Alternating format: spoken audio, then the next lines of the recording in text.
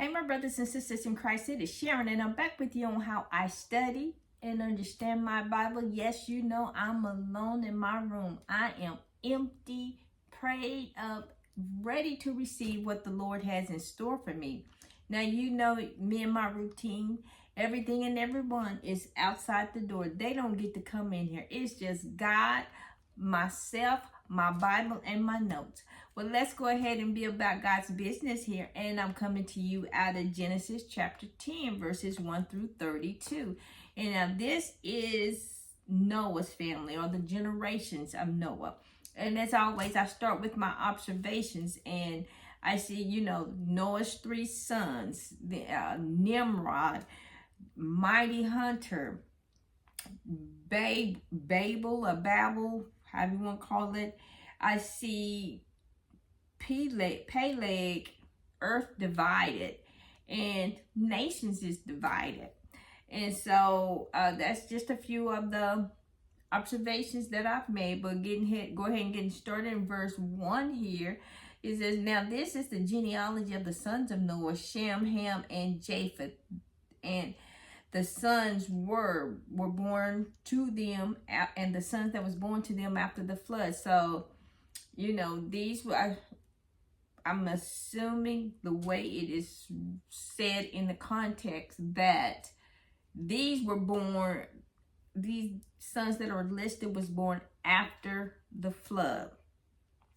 But with the exception of Canaan, because Noah cursed Canaan, he would have, how would he have known Ham's son, Canaan, and his name would be Canaan. So I'm just thinking he already knew because he was already there. But anyway, that's just a totally different study. But moving on here to verse 2, we have the sons of Japheth, which are Gomer, Magog, Madal, Yavin, Tubal, and Meshach, and Taras, T-I-R-A-S, Taras. Well, some of these may sound familiar to you because you will hear them in Ezekiel, where he's talking about the Gog and the Magog and Tubal and stuff. So, and then you have Gomer's sons here. They are, Gomer's sons are Ashkenaz, Riphath, and Targamah. And but these are their sons, and we noticed that you have 26 descendants from Shem, 30 from Ham, 14 from Japheth. There, a total of like 70 nations were created, or born, not created, but born from these three. And so here we see that the number 7, it became like a traditional round number for large groups of descendants. Like Jacob had 70 family members when he moved into Egypt.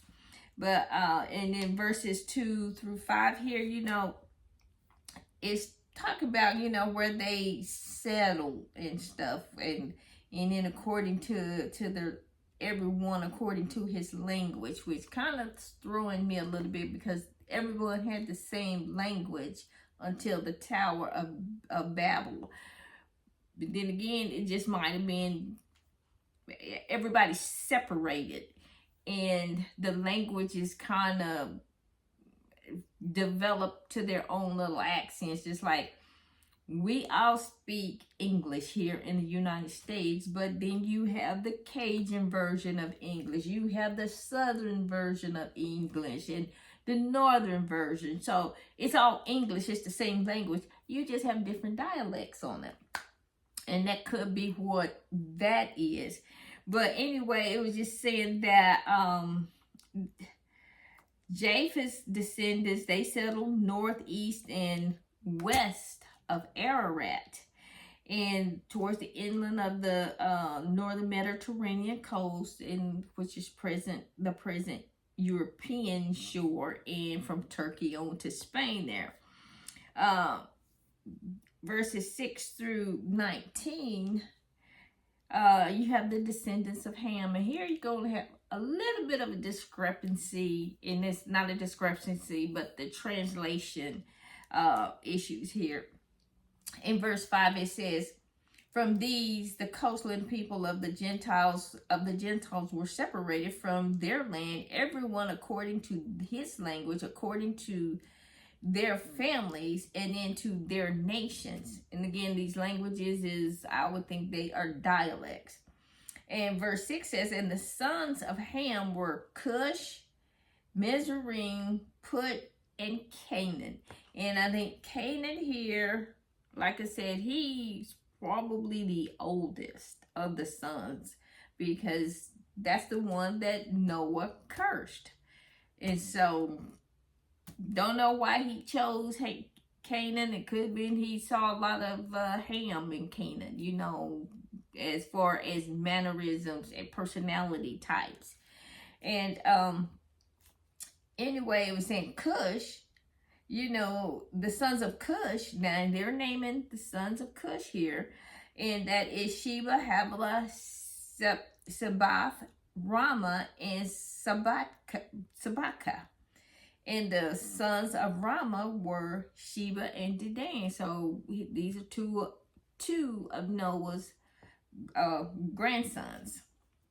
And well, not Noah, I'm saying not, but Ham. Those were Ham's grandsons there. But in verses, 8 through 10 here, this is where you scholars and Bible scholars, archaeologists, they have a difference of opinion in the translation that is used in our Bibles.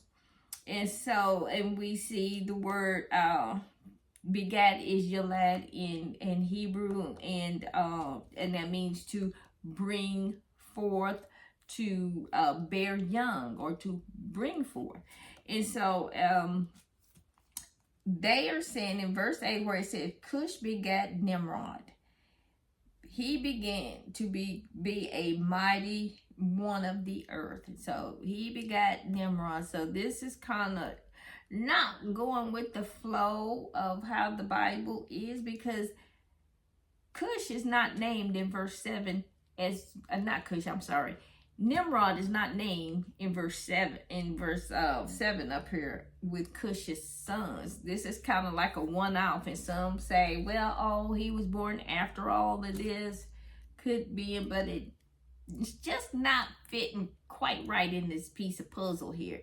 And some of the scholars are just saying it actually should read and Cush begat, because Nimrod is Marad, which means we will rebel. So, and it said Cush begat rebellion, and it became mighty on the earth. So the rebellion, they turn away from God, gonna do their own things. And the actual person here that they were thinking about, which archaeological evidence is showing, is that it is King Sargon of Agad. He was a king. He was a tyrant. He was a mighty hunter. He hunted men. That's what he hunted. He hunted men to torture, to kill them, to have his way with them. And it says in verse 9, he was a mighty hunter before the Lord. He was. Before doing all of it. He didn't hide his stuff. He did it in plain sight. And he's a mighty hunter before the Lord.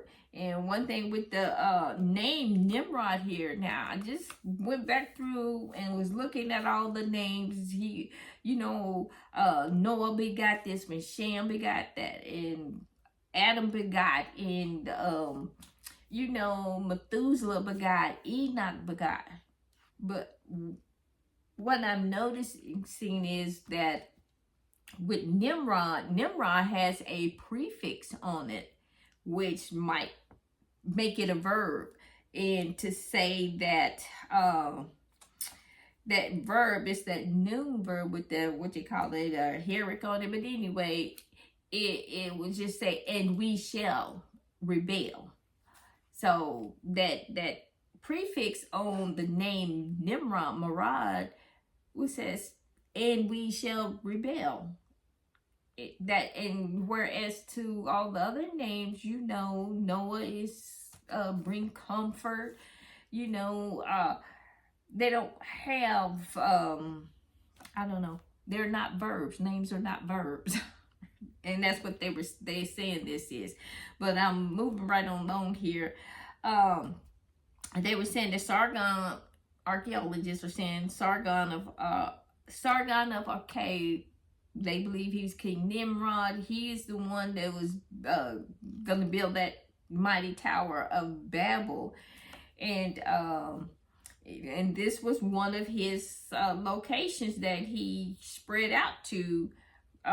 Nimrod, the mighty hunter before the Lord, and the beginning of his kingdom was Babel, Erech, Akkad, Calneh, and the land of Shinar. And so these are all in that Iran, Iraq area up in there. And moving on down here to from verses 11 on through 15, these still are, they naming the descendants, from them, and where they were dispersed out to. And still it says, from the land he went, this is our God, or Nimrod. He went to Assyria and built Nineveh, and built Rehoboth and Calah. So these are some of the names and stuff that we hear of people that rebel against God.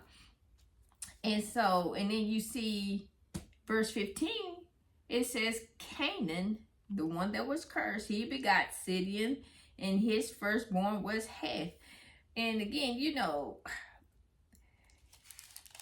the Canaanites ends up settling in what's called the Promised Land. They are the ones that God ran them out of the Promised Land. And they was into idol worship, doing everything against God, rebelling against God.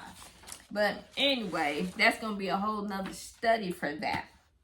But moving on here to verses 21 on through to 23 here, we have the children. These are the children born to Shem, and it's just his descendants.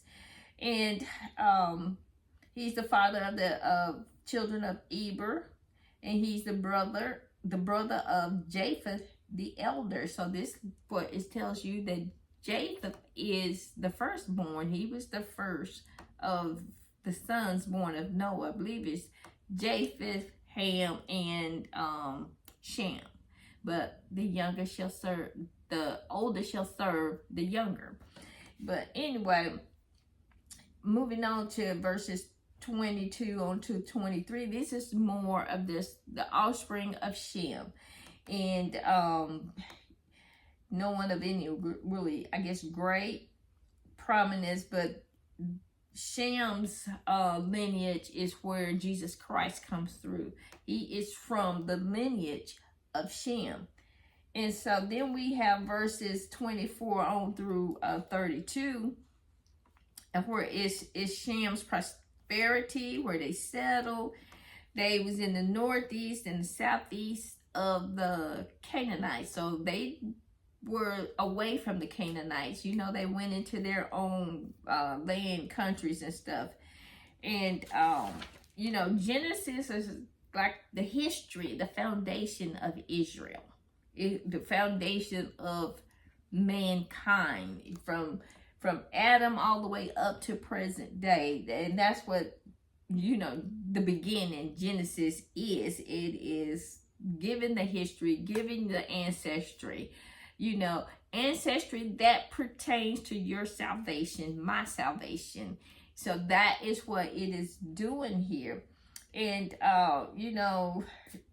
it just finishes up with saying, these are the families of the sons of Noah according to the generations and their nations, And from these nations were divided on the earth after the flood. So this is, they're believing after the flood, the earth had broken up. So you see, we have the different continents now. And if you, it looks like a piece of puzzle, you can put them together and they all fit to form one main continent.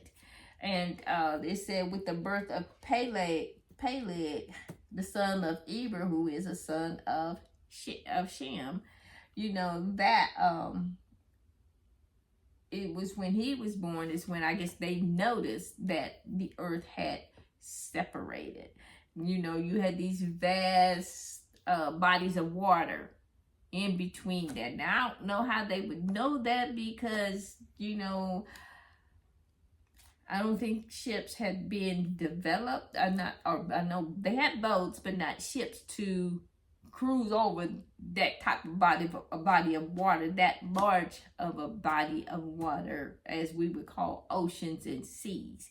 But that would take even more study as well. But as always, this will end my Bible study for Genesis chapter 10. And as always, it is a blessing to get to share God's word with you. You be blessed, be safe, and remember to hit the like and the subscribe button. Have a blessed and wonderful day. Bye.